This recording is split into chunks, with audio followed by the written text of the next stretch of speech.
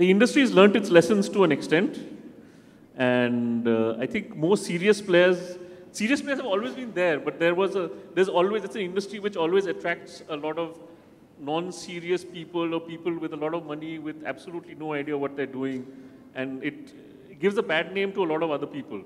So at present, at this moment, the way it's growing, whether it is from the point of view of how the government is towards industry, whether it is from the point of view of what is available, whether it is from the point of view of what the customer base is becoming like, where do you think the industry is going, and what are the biggest challenges that are going to be facing the industry?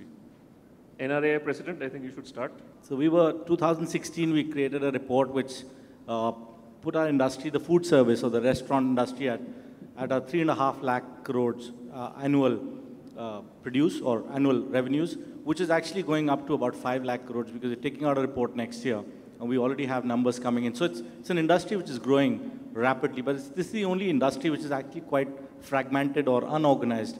So any service industry, whether it's insurance, whether it's banking, even hotels for that matter, they're all pretty organized. IT is very organized, but the restaurant industry is very fragmented. About 1/3 is organized, or the formal economy we call it, which is actually becoming from 33 to about 40%. So the good news is that out of this 5 lakh crores, about 2 lakh crores by next year would be the organized sector. So the organized sector is actually taking the larger share, and slowly and steadily, like it's happened in the world, that the organized sector will be bigger than the unorganized sector. Now, that's the macro level story. But answering your question straightforward on why people get into this business, it's the easiest business to get in from the outside. When you get inside, then you understand. But from the outside, it's got no entry barriers as such. It's very ease of getting in terms of the capital. 40, 50 lakh rupees, you can set up a smaller restaurant. 1 crore, 2 crores, you can set up a larger bar. And then that's an easy money for anybody. It looks glamorous. Mathematically, it looks very sound that, you can make a dal makhni for 50 rupees and sell it for 500 rupees or whatever. It looks very tempting. And a lot of people do get into this because of that reason. Once they do that, they realize, God, what hit them? Need 30 licenses to sell a sandwich. You gotta, everybody comes and bashes you every day for regulations. Official and unofficial expenses as well. All kinds. And then attrition levels and, people in the kitchen running away, the whole team walks out while you have a full house. All kinds of stuff happens. And the guy realizes, goodness me, I thought being an entrepreneur is easy, but then, and then Saturdays, Sundays are the busiest, and, your family takes a toll, and coming back home at 2 in the morning. So that's when realization sticks. So I think out of the 10, probably, if you look at it, this is, again, historical in nature, pull out top 10 restaurants for the last 10 years. And I can tell you out of those 100, probably 5 will be there alive right now. So that is what it is. And this is actual data. You can pull it out anytime. So people cannot survive this for long. And that actually then, the fatal rate is very high. And then people say, they blame it on cuisine, they blame it on people, or they blame it on consumer at large, saying that, I'm too early for India types and whatever it is. And then they walk out of this. So it's a tough business. Having said that, it's a business which, for a textile engineer to be in is unbelievable, because I see it as a business where you see smiles every day. It's instant feedback. You know what's going on. Person's happy or unhappy, or your guests and patrons, you know it instantly. And I think you can't get a business like this to be in. So both sides to the coin. At the end of the day, you will only know once you get inside. But this is a business, or this is a sector which is really, really growing very rapidly. I was doing some stats yesterday. In the US, the total food consumption was $1.7 trillion last year. And NRA, which is the National Restaurant Association of US, pulled out the report for 2017. The amount spent by the US citizens on eating out or ordering in, which basically means out-of-home consumption, was $700 billion. That's 48%. India is not even a single percent right now, because we always want, mummy ka khana and whatever for that matter yet. But I think that's changing. In Singapore, it's about 90% eating out and ordering in. People don't even have kitchens. So slow and steadily, thanks to aggregators like even Swiggy's and the Zomatos and all, a lot of the young people are ordering in. Thanks to Saurabh, bringing milk to your home. Really don't, So there's a lot that's happening. So I think it's going to be a very interesting time. I think the next 10, 20 years, to be a restaurant entrepreneur, you can really, really go after it. And it's the best time that India could have ever had. So that's my last piece on this. Anilji, you've been seeing this industry for many, many years. What gives you hope and what do you think are things that need to be changed still? I'm talking about the F&B and food industry side. Well, I've been watching this industry for the last 48 years. And I must compliment first Rahul and his team and the National Restaurant Association of India, who made awareness about how big this industry is. Otherwise, the government, the people, the public, nobody was aware that how large this industry is. Some of you will be surprised to know that this industry is 23 times more than the Bollywood industry. It is 8 times more than the hotel industry.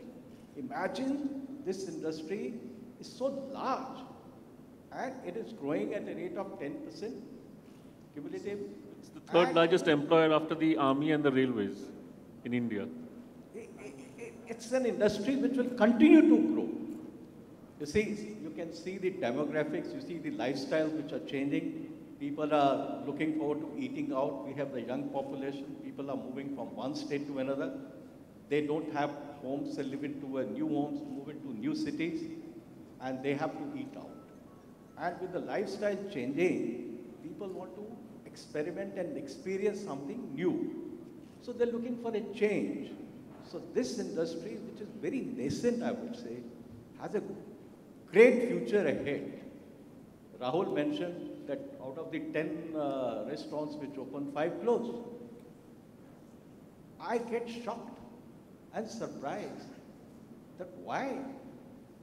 I mean, we are managers, we are competent people, all of us are hotel graduates. As manager, why do we make a restaurant to go gets closed? Why can't we have a proper, feasibility, a financial viability, and entire thing done, and then see that we maintain we make a concept and follow it 100%. Somehow I feel that new rich people come, they just want to copy something. Since they copy something and just want to have a, name in the society and a status and go and overspending money on the decoration and so on and so forth and be there. So they may fail. But sir, do you think a restaurant entrepreneurship course will actually work? Because a lot of people getting into restaurants are very headstrong and don't want to. Initially, when they have money, they will not listen to anyone's advice. Only when they start losing money, that they suddenly say, "Oh, we have to get someone in." No, you see, this industry is evolving. And what I see is there are restaurant companies which are coming up. Now look at Jubilant Food, look at Devyani, look at Commenters, look at so many other companies which are coming up. And there are some restaurant brands which are, you find have started coming, like Moti Mahal has come up, Sagar Ratna has come up. Like there's so many of them which are coming up in this. Social is another one, which you find the latest which have come up. All these are serious players and they are the right people where one should go to. In my view, the future entrepreneurs would like to go to a proper branded or a management company which will take them forward and they will never be in a loss. Okay. Because any business, it cannot be in a loss if it is properly managed and operated. That's my view. And I feel that my friends and colleagues sitting here should give a thought to it. Now, another thing interesting which I find off late is that chefs have come in the front, but the food and beverage service people have gone at the behind.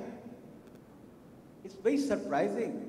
They were used to be in the front. In our times, the food and beverage man was the man who was... So chef and food and beverage is like Hindustan, Pakistan, and it's worse. Ask any of the hotel guys sitting here, they'll tell you. The food and beverage managers always used to be the marketing people, those who were to create, they used to create concepts along with the chefs. And chefs used to be behind the scene. I remember 15 years back, we started Chef Awards. And I have been associated with this industry, as I said, with created a lot of restaurants or hotels. I find chefs are being neglected. They are the real artists. And now they have come in the front, but unfortunately the food and beverage service boys, who should be in the front to market whatever they produce, are going behind the scene. It's surprising to know that sometimes the food and beverage managers don't know the menu which they are serving. The servers, those who are in the restaurants, don't know the name of the dishes. They call the chef. So which is very surprising. This never used to be the case when we used to manage restaurants or hotels. That never used to be the case. We will never allow a single server to stand in the restaurant if he didn't remember all the dishes of the menu. What are there? 60 dishes. A 4-year child can tell you 5 nursery rhymes. He can remember. Why can't these boys do it? It's very shocking. Ground realities are very different, though. Yeah, you ask for an explanation of the dish. He says, sir, I'll call the chef. I get surprised. I said, why? Huh? So it is we all who are responsible. We need to educate them. We need to see that all the food and beverage managers are brought in the front. They are the marketing ones. On the other hand, I must compliment the chefs who are inventing, who are creating so many new dishes. They're going to every region of this country, right? And inventing and bringing lots of new dishes and taste and flavors to all of us. And why this industry is growing? It's only that, like today, you're going to taste Odia cuisine, right? You talk about it, not tasting. It's a new thing which will be for most of us. So this is what our chefs are doing. I must compliment them for that, what they're doing. It is time the food and beverage managers should also kindly take that step and do something to make these all restaurants successful. Thank you. Thank you. Before I come to Saurabh and the Keventer brand, let me turn to Sabi. Sabi, your restaurant brands or your restaurants are the absolute antithesis of a corporate-run, homogeneous thing. Each of your restaurants is unique. How do you think of them like that? You also have, you're also very savvy about what you do in which market. So tell me a little bit about how do you decide and what is the kind of markets and how different are, say, Bangalore, Pune, Bombay, and Delhi? I'm sure people know, but just... I personally feel restaurant has to be, there has to be a need of the restaurant. The society has to have a need for where you are. So I can't really put let's say Cavendish for an example. If it's around a school where the kids and family living, you have a fantastic, better opportunity than a bar in that area probably. So I personally feel all restaurants have to be somehow feed off the society that it is housing itself in. So I try to put a brand that I feel would work in Pune because it's a younger market, students, or largely it's a college market. So I'm very close to Symbiosis and all of that. So we get that kind of a 20+ age group. Similarly, when I'm doing something in Bangalore, I'm doing something in Hyderabad, I keep thinking like that what would work. So Bangalore, we are very close to the tech parks. So one, we are at Manyata. Next one, we are at Wipro, the big Brewski brand. And doing phenomenally well because, the guy finishes his job at 5 o'clock, he's in your restaurant. Normally in Delhi, you don't have anybody in the restaurant till about 9:30, 10. So like that, I think if you look at the demographic of situation of how the country is and accordingly put a brand to fit that, it probably works well. And that's pretty much how I keep thinking. Interestingly, Rahul mentioned that this very scary data. Last year, I think while he was talking, he said 87% new restaurants shut down. And he stressed on that point, new restaurants, okay? So I said, damn, see, he is a textile engineer. He can still go back and do whatever he's good at. I don't have a choice. I'm a cook. I will continue to cook. So I said, let me be on the 13% because, that new restaurateurs, I was also thinking of myself as a new restaurateur because I am a cook. I spent a good 25 odd years as a chef. When I became an entrepreneur, it's a very, very different ballgame. And let me quickly speak 2 minutes on the entrepreneurship part. One, you are an entrepreneur. Second, you're a chef entrepreneur. Both are fairly, complex.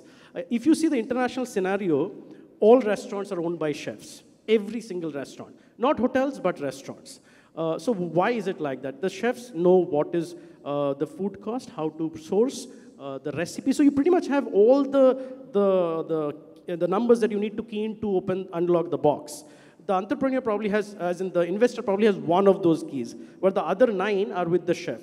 So internationally, if you see, be it Australia, be it US, be it UK, all the chefs who we call celebrity chefs or celebrated chefs or whatever they are, they primarily pair with an investor to come up with a brand. Whereas in India, our chefs, with due respect, are like racehorses. We win the race and the prize goes to somebody else.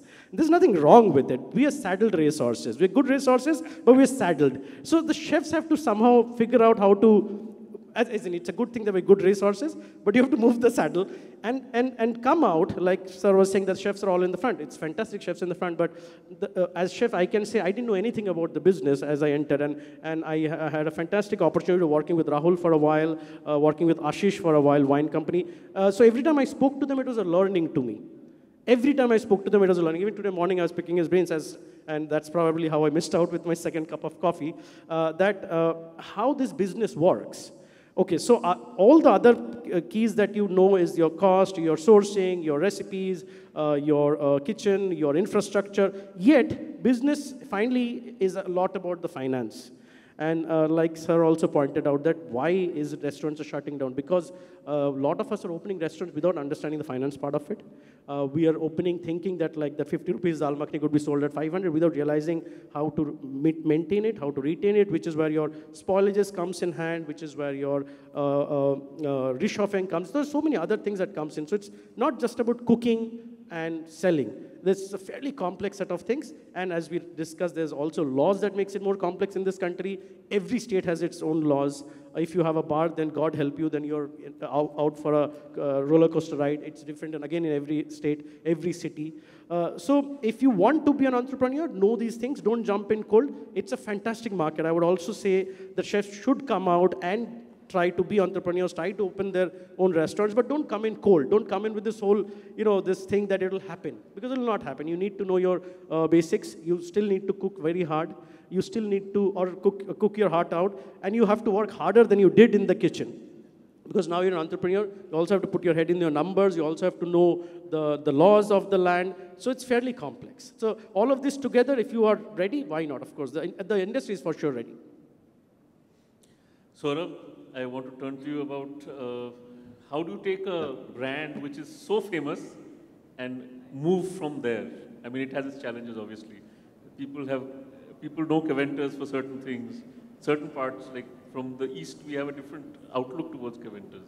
Look, Caventer's was a brand that was very, very popular. In fact, if you look at the roots of Caventer's, we're talking about the year 1890s. Is when Edward Caventer's came into India, and that time India did not have the dairy technology. He established the first plant at Aligarh. It became a huge brand under his leadership. So from there, it was owned by the Dalmia family for some time. Just to give you a quick brief, and this was, the factory was located in Malchamar. Malchamar became a diplomatic zone. That was the end of Caventer's. And then we decided to start Caventer's post, it was the year 2015. There are certain people, at that point of time, Caventer's was so popular that there were many, many people who were initially the distributors who decided to keep the brand name Caventer's. Of course, we had rights for the brand. But when we decided, there were many things that we decided to join many dots. Today, thankfully, we live in such a world that I feel that business is a lot easier to do. You have informed choices, you can take help from many, you can join many dots, and information is available at the drop of a hat. This was not the case earlier. So let's say that made life easy, but what we decided was that Caventer's was a brand which was known to the Gen X, but just catering to the Gen X did not, we felt that we won't be able to make a successful business. So we said, let's look at the Gen Y. Now the Gen Y did not know Caventer's, unlike the Gen X. So we thought, what is the best way to reach out to Gen X? Gen Y. A lot of people come to me and say, oh, it was very easy for you because Caventer's was a very well-known brand and you started. But what I want to say is that catering to the Gen Y was not the easiest thing. We had to make, there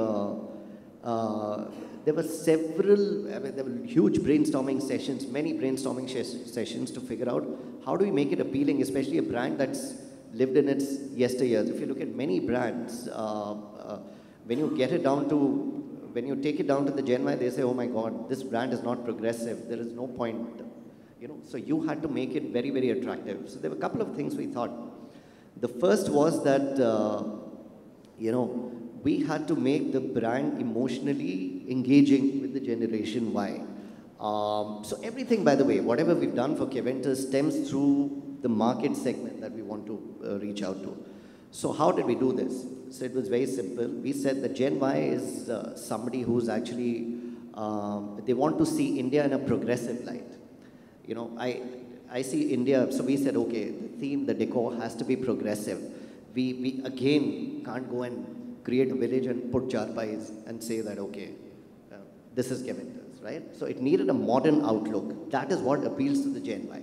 So we worked a lot on the modern outlook. We reached out to architects who were not possibly the best architects, but somebody who had a connect with the Gen Y. So everything that we did was structured or tailored towards the Gen Y. So we said, how do we make it emotionally engaging now for the Gen Y? We said, let's look at something which is, let's look at, say, environment, which is an issue, which everybody really cares for. So if environment is an issue, let's look at the glass bottles. The glass bottle is something that's recyclable, you're not using plastic, and so we came up with that, and that was a chord that really hit the younger generation, because we were doing something. Everybody, by the way, if you see, is using plastic. Now everybody's talking about plastic, blah, blah, blah, but we do not use plastic. So that's the chord that we struck with the Gen Y. It had significant appeal. Now we said that let's look at the fatigue factor, and all this was before we started Kevintas, right? So we said, okay, but if you introduce the bottle, there'll also be fatigue factor. There'll also be, there needs to be product innovation.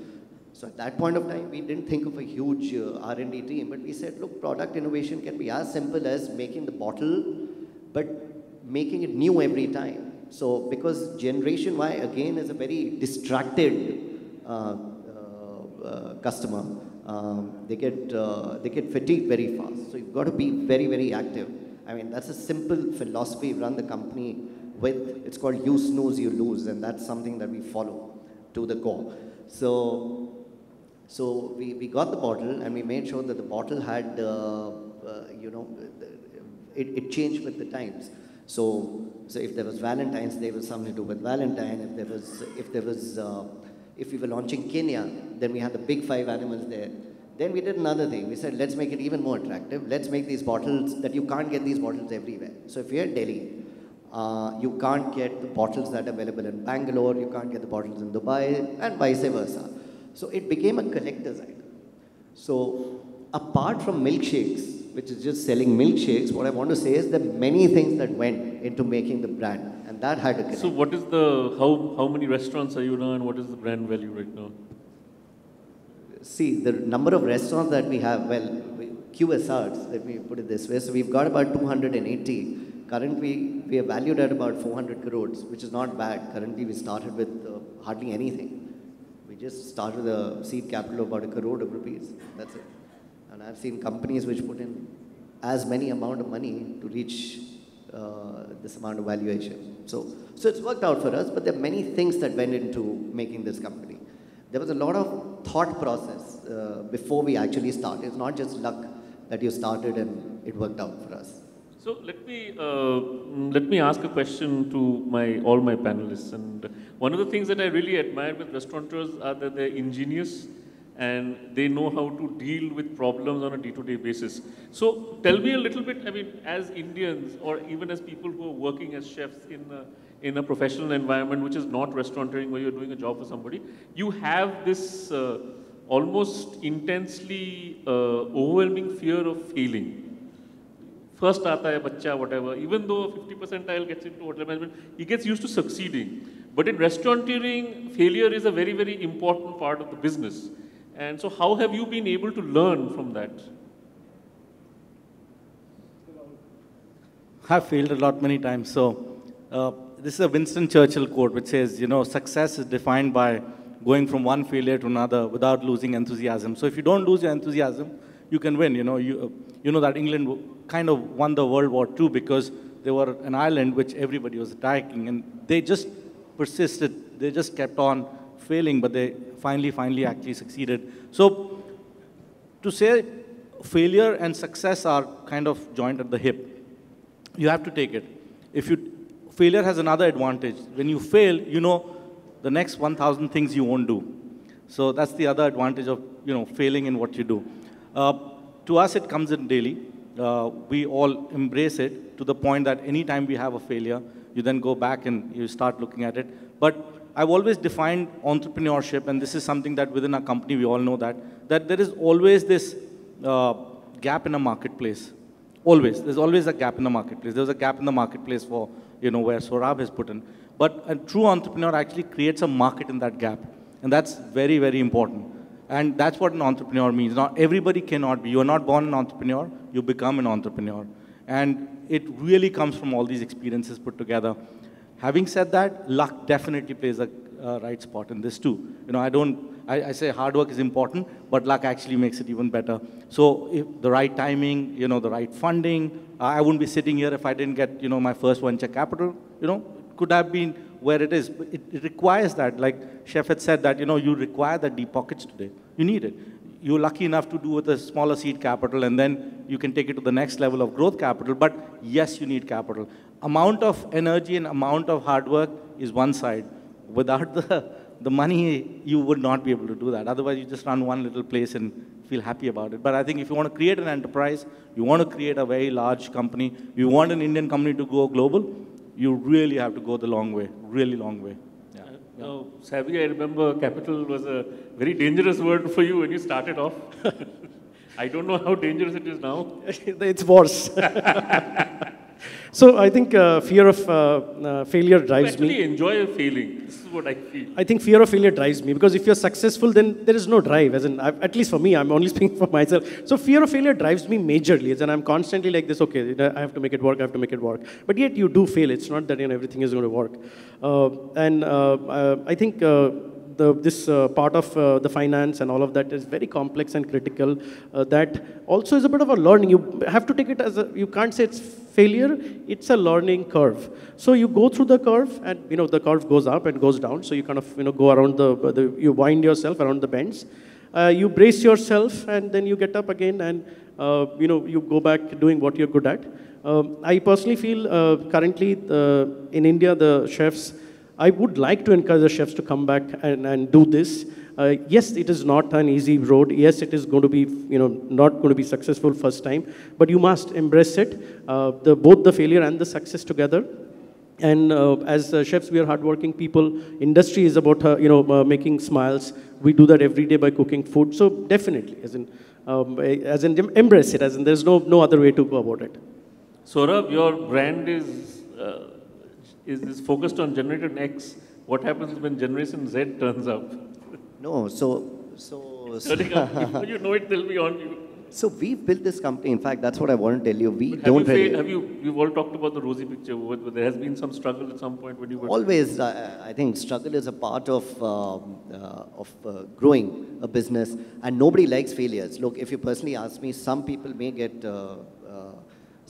say, oh, it's okay, failure, and yes, there's learning, blah, blah, blah, but the fact is that nobody likes failures, and especially if you've put your heart and soul. So the most important thing for me is not to get emotionally involved in that business that has failed. So if that business requires a closure, supposing, it has to be done immediately, unfortunately. So you can't just keep hanging on to it, pumping in more and more money and trying to think that yes, because look, I may be a little different from the others, but if the business is not succeeding in the first 2-3 months of operations, there is nothing much that you can do, which means that it is As a critic, I know that's what happens when a restaurant doesn't work. So first thing that happens is the menu keeps changing. Then you know it's not going to work for very much longer. No, there are many things. So it's very important. So you've got to be away and you've got to learn, of course.